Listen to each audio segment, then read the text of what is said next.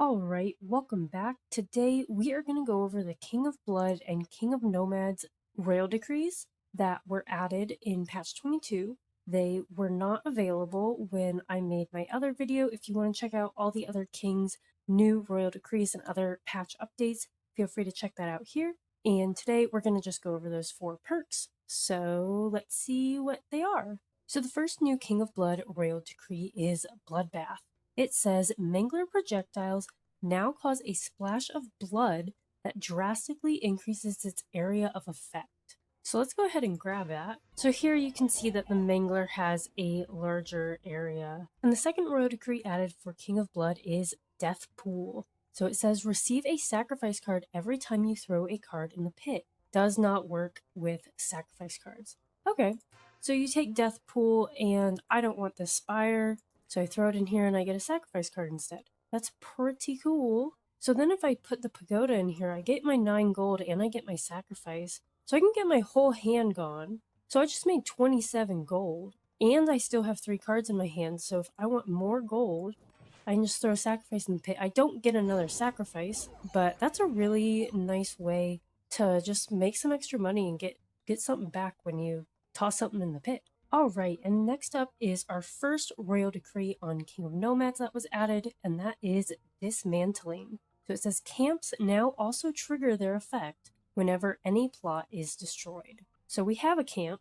Let's play it. So camp says that when a card is placed on an empty plot, camp's adjacent plots gain 2% to all stats. So if I put this flamethrower down, the warlord and the orbiters here got 2% because camp is level 1 and they are adjacent. Now, if I overhaul, then the camp goes off again, even though nothing was placed. So that's pretty cool, Dismantling. So now that camp is level 2, it gives 2% to all stats twice to adjacent units.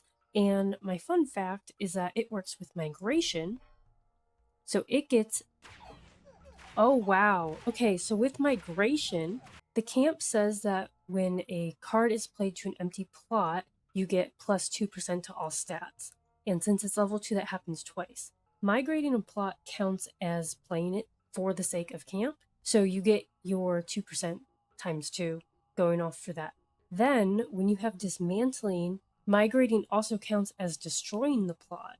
So when I migrate, you get double the procs on camp at the same time. So I got 2% to all stats 4 times instead of twice with 1 migration card.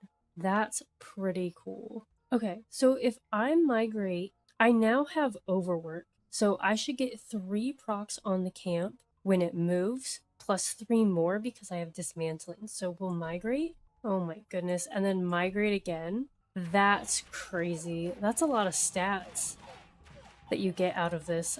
That's really awesome. So I think Dismantling is really, really cool. And our second royal decree added to King of Nomads is Khanate. So this says it doubles the number of units of your warlord. This is similar to like Evil Pact, doubling the number of imps on your pagoda on King of Blood. So right now I have 6 warlord, so if I do this, then I have 12. So that is a nice way to scale either early or late once you level up your warlord a lot and then double it. Or if you have like a farm. When you upgrade your warlord, you get 3 units. So doubling your number is very nice. So it's a year 7 and I've upgraded my warlord to level 5 and I took Khanate when it was level 2 and I have 21 and now I have 24 warlords in year 8, which is really, really nice. So I hope that you enjoyed seeing these 4 new royal decrees on King of Blood and King of Nomads. I'm very excited how they will change gameplay along with the treasure chests. If you haven't seen my other video going over the rest of the patch 22 changes and all of the other royal decree ads, go check that out here, and the link is in the description below. And if you enjoyed this video, please feel free to drop a like and be sure to hit that subscribe button so you don't miss out on any new Nine Kings content. And as always, thanks for watching.